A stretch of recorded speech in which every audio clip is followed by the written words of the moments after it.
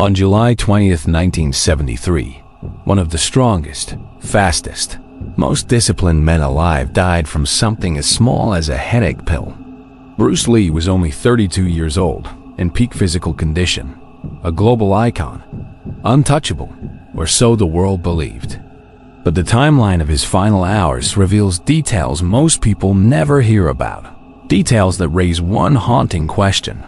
Did Bruce Lee really die from natural causes, or was something far more disturbing unfolding behind closed doors? Bruce Lee wasn't just a martial artist.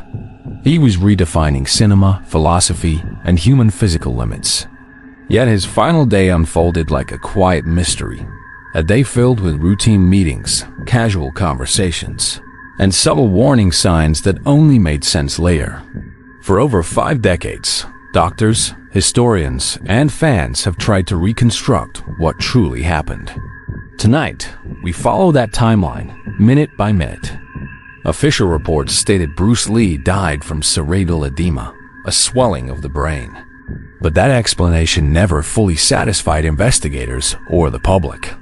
Because just 2 months before his death, Bruce collapsed under eerily similar circumstances. During a recording session in May 1973, Bruce suddenly experienced seizures, severe headaches, and unconsciousness. Doctors diagnosed him, treated him, and cleared him. Bruce returned stronger than ever, resuming intense training and filming Enter the Dragon, the movie that would immortalize him forever. Which raises the unsettling contradiction. If Bruce was medically cleared, why did history repeat itself? Only this time with fatal consequences. The day begins. Bruce Lee wakes up in his Kowloon Tong home. Witnesses later described him as calm, energetic, and fully focused.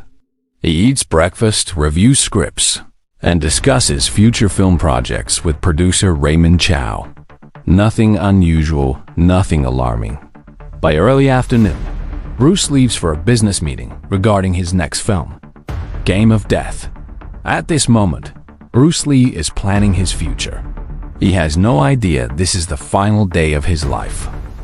He meets Raymond Chow around 2 p.m. The meeting is productive. They discuss casting, fight choreography, and story direction.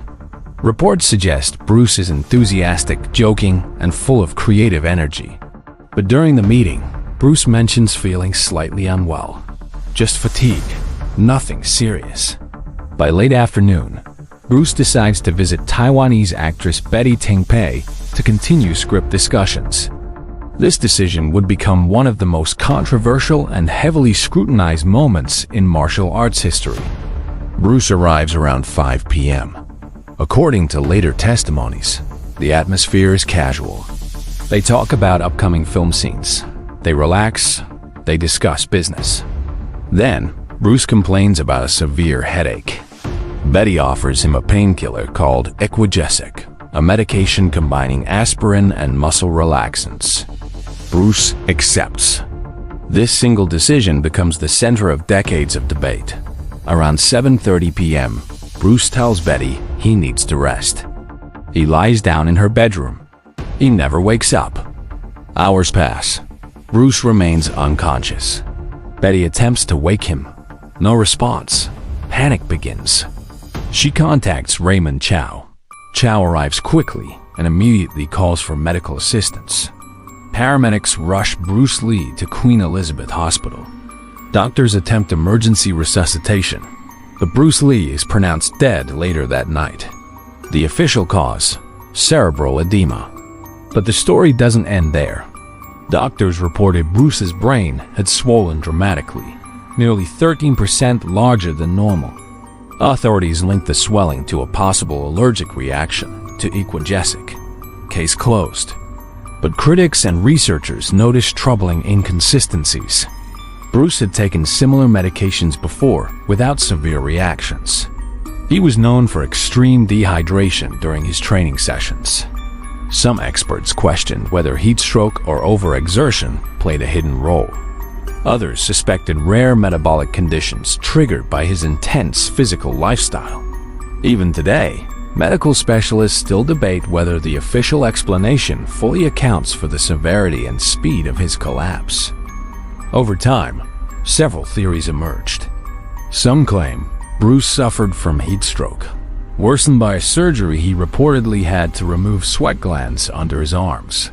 Others believe his extremely low body fat and intense training pushed his physiology beyond safe limits. Then, the darker theories surfaced. Triad assassination rumors, poisoning speculation, Hollywood sabotage myths. Most lack credible evidence, yet their persistence reflects one undeniable truth. Bruce Lee's death never felt fully explained. Perhaps the most chilling detail is the pattern. 2 months before his death, Bruce collapsed with identical symptoms: a severe headache, brain swelling, and loss of consciousness. If July 20th wasn't a sudden event, it may have been the final stage of a hidden medical crisis already unfolding inside his body. Meaning, Bruce Lee may have been fighting his final opponent without even realizing it.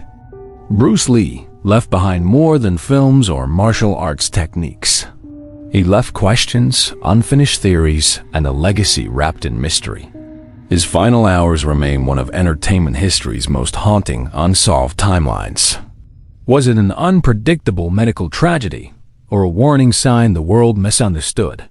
Comment your theory below. And if you want to explore more hidden truths behind legendary figures, watch the next story appearing on your screen. Because sometimes, history doesn't forget.